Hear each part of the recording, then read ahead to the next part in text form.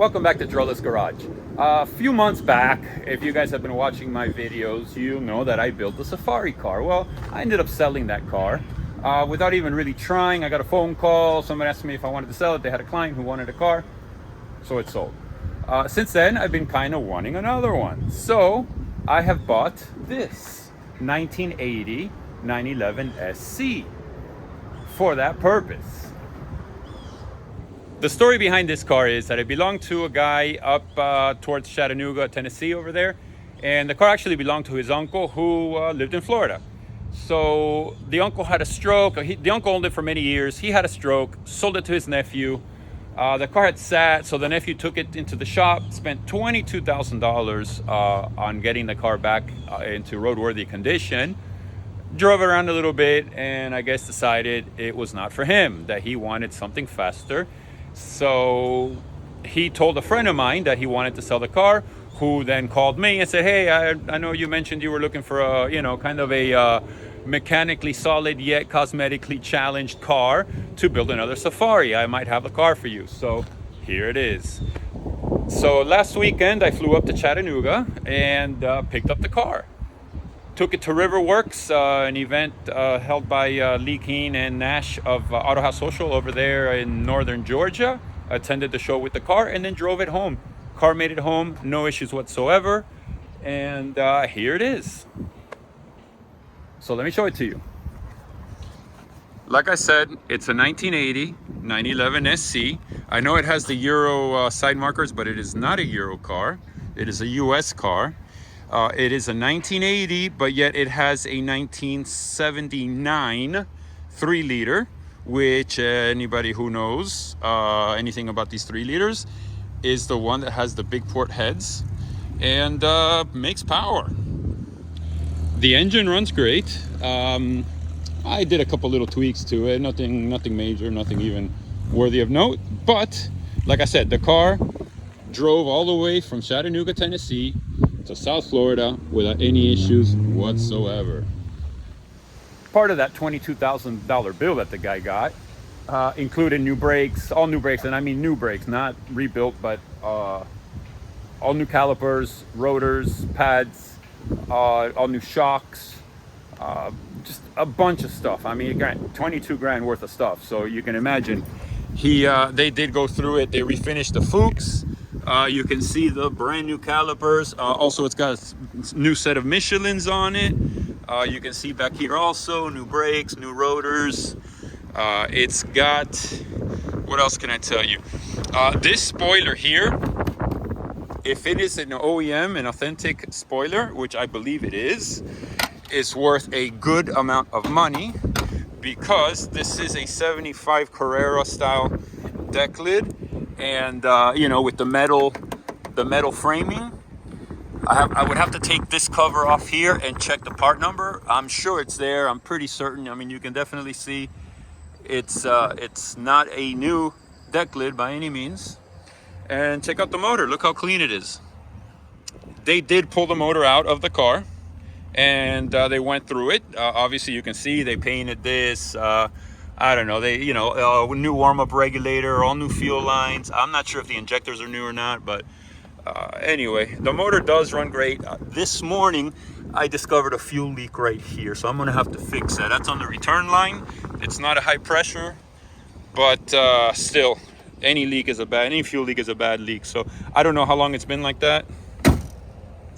I don't know. I don't know if it was like that from when I picked up the car or not. I didn't smell fuel. I didn't notice any fuel. But when I got here to the shop today, I wanted to just look it over a little more, and I noticed that it was leaking fuel back there, which is no bueno.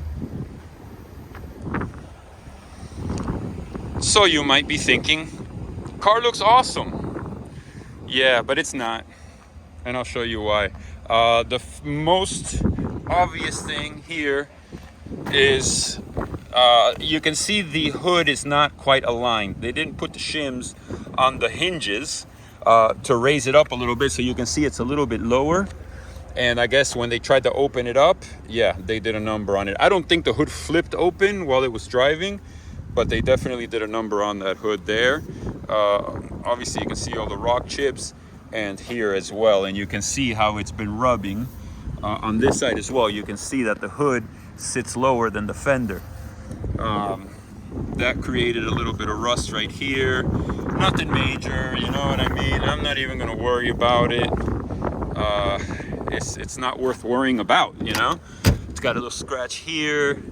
The paint on the deck lid is in pretty bad shape. I don't know if you can see that, but it's got a lot of little bubbles in it. Yeah, it's not pretty. But, you know, from this distance, the car looks great. Another thing that was kind of interesting that I noticed is that it's got a square set of Fuchs 16x7s, which actually works out perfect for me, because if I'm going to put those BF Goodrich tires on it, I would like to have a square set of wheels, and 16x7s are the ones I would want. So that actually worked out really well. They did put 205 55s and 225 50s in the rear, as would be, you know, normal size if you had 6 and 7s or even 7s and 8s. But that's fine. Listen, I'll take these tires off. I'll save them for something else. I don't know, I'll use them.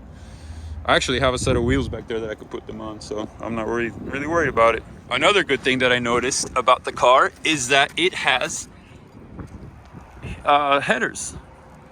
As you can see, that one looks like it might have a little leak, but no big deal.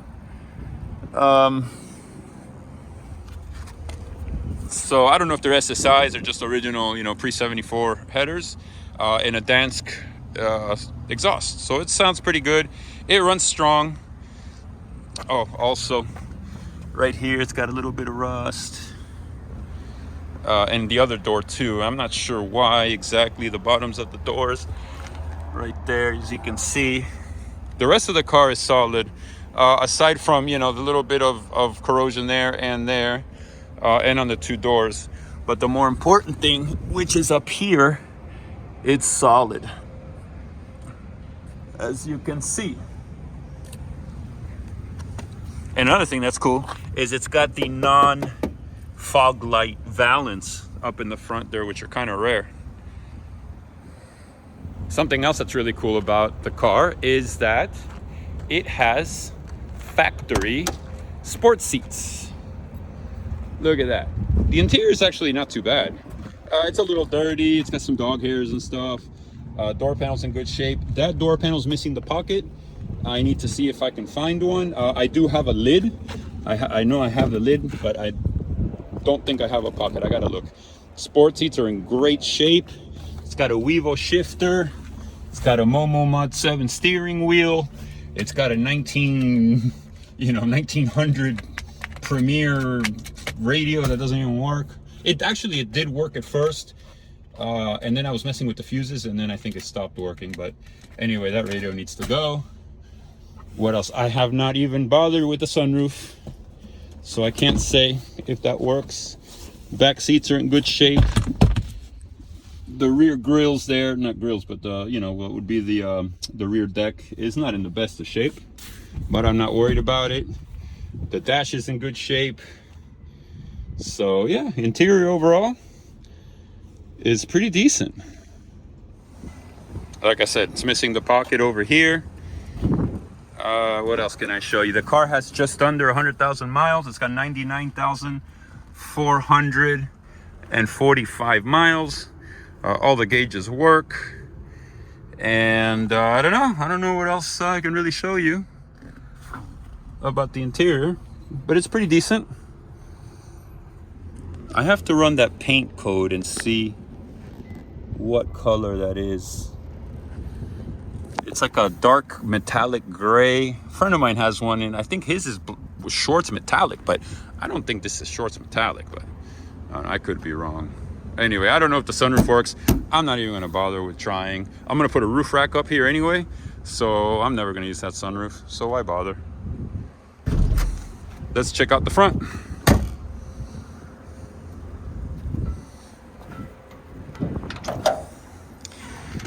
Let's see.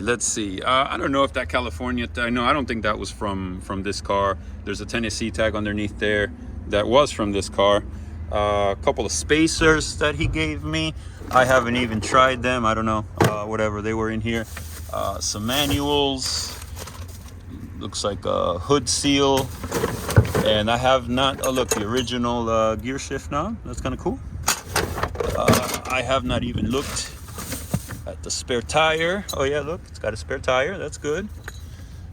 So I got to put the fuse cover on here. It's got this, I checked this out. This is a fuel injection tester kit, a CIS injector kit. It's pretty cool. The hood shocks do not stay up, hence the weird angle of me holding the phone, because I can't, you know, I gotta hold the bonnet up with my head or my shoulder. So yeah, that's about it. Again, the plan is to start buying parts. I'm gonna buy a skid plate for the front. Gotta buy the tires. I need to take those front struts off and lower the spindles. I need to buy longer shocks for the back. I need to buy mud flaps. I gotta buy a roof rack. I need to buy a light pod for the bonnet here, and basically just give it the same treatment that I did to the other one. I think the other one turned out really cool, and there's no reason why this one can't be the same. Except this one, I think this one is a nicer car to start with. The other one was okay, but I think this one is a little better. So my idea with this car is to build like a budget Safari. I'm not gonna go all out. I'm not gonna put Elephant Racing $10,000 suspension system on it. I'm gonna do it on a budget. The reason being is I wanna sell this car afterwards, and I want it to be accessible to more people. You know what I mean? Those cars with all the fun, you know, the fancy, you know, parts on it, you know, they're six figures or close to it, and not everybody can afford that. So I figured, let me start with a reasonably priced donor and go from there. And then I'll put it for sale once I play with it for a little bit. And it will definitely be within reach of a lot of people. And that's the idea, at least. That's my goal. But who knows? Maybe I put it on Bring a Trailer or P-Car Market or something like that, and bidding goes through the roof. Maybe. But anyway, that's not the intention. The intention is to make it affordable and make it accessible to someone who wants a Safari car without spending all the money.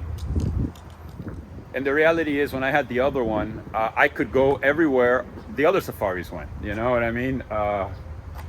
It didn't stop me. I didn't have any fancy anything on that car. So who cares? You know what I mean? All right, let's fire this thing up so you can hear it running.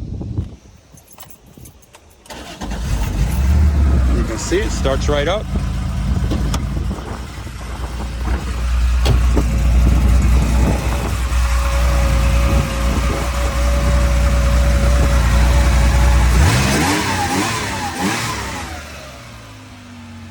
It runs fine. It really does. I do have to take care of that fuel leak. I am not going to be driving the car anymore until I fix that. I don't know. I'm kind of afraid of what that's going to entail. I hope I don't have to remove the return line all the way to the front of the car, but I'll make that determination when I really get into it. I'm going to put the car up in the air and take a look and see what it's going to take to repair that fuel line. So I put the car up in the air. Let's take a look underneath. Let's see what we find. I guess some of that Tennessee clay. This protector bar here looks like it's got some corrosion. Probably remove it anyway, so it doesn't matter. I'm gonna remove the condenser because the car does not have AC, and that way I can put the skid plate here. Let's see, there are those the new calipers, the new struts. It's good that it's got the Bilsteins because those are easier to get the drop spindles. New brake lines on both sides. Let's see, I don't see any evidence of crash damage or anything like that. Train. All right. Under here looks good. Nothing really of note. Here looks like a little wet from who knows what. I'm not worried about it. The Working our way to the back here. New axles, new shocks on both sides, new brakes, new brake lines. I guess they redid the exhaust. I see I have a little leak there. Looks like it's coming from the chain box to cam tower union there. Not something I care to get into, honestly. I'd rather deal with a drip or two. You can see it's going to be dripping just a little bit. But I fixed those before, and it's kind of a pain in the butt. So I think I'm just going to leave it. It's not that bad. I see a little drop there and a little drop there. I have yet to see it drop on the floor, so I'm just going to leave it alone. See a tiny little drop there, but nothing of concern. Otherwise, everything back here looks great. It really does. This, who knows? This is probably where the in the center tunnel, something maybe got wet there. I don't know. Whatever. Not worried about it. Looks like they hit something there. Otherwise, looks good. Brand new tires, and rated tires too, N0, which are good. Michelin Pilot Exalto, 240 treadwear, so they are pretty sticky. I'll tell you that much. I did do a little bit of driving in the twisties, and they were pretty good. All right, let's get this thing back on the ground. I hope you guys enjoyed this video on my new Safari, donor at least. I need to start ordering parts. Like I said, I'm gonna make a list. I haven't done it yet. I need to make a list of all the stuff I need to buy for the car. And as parts start arriving, I'll start putting them on there. I need to re-index all the torsion bars. I need to get the front struts re-indexed, the spindles lowered, and all of that sort of stuff. So that's, those are all things I'll do now. I'll put the car up on the lift and start working on it. But there's no sense in doing that until, one, I fix that fuel leak, and two, I have parts. But at least with the fuel leak, I can drive the car. With the fuel leak fixed, I can drive the car. That's going to be my number one priority. As far as pricing goes, you guys tell me in the comments. Do you want to know what I paid for this car? Do you want to know what I paid for the parts? Do you want to know what the total cost of this build is going to be? I'm always kind of hesitant about that. I don't know if, talking about what I pay for car. I know a lot of people on YouTube do talk about how much they pay for cars. I'm not necessarily against doing that. I don't know. Let me know. I'll share with you guys if I get enough comments saying, yes, I want to know what you paid for the car. I want to know what this cost, that cost, whatever. I'll share with you guys. Otherwise, I won't. So stay tuned. This is going to be a little series. I'm going to put a playlist here on YouTube so you can follow along, follow the build. And if you want to buy it, you can let me know.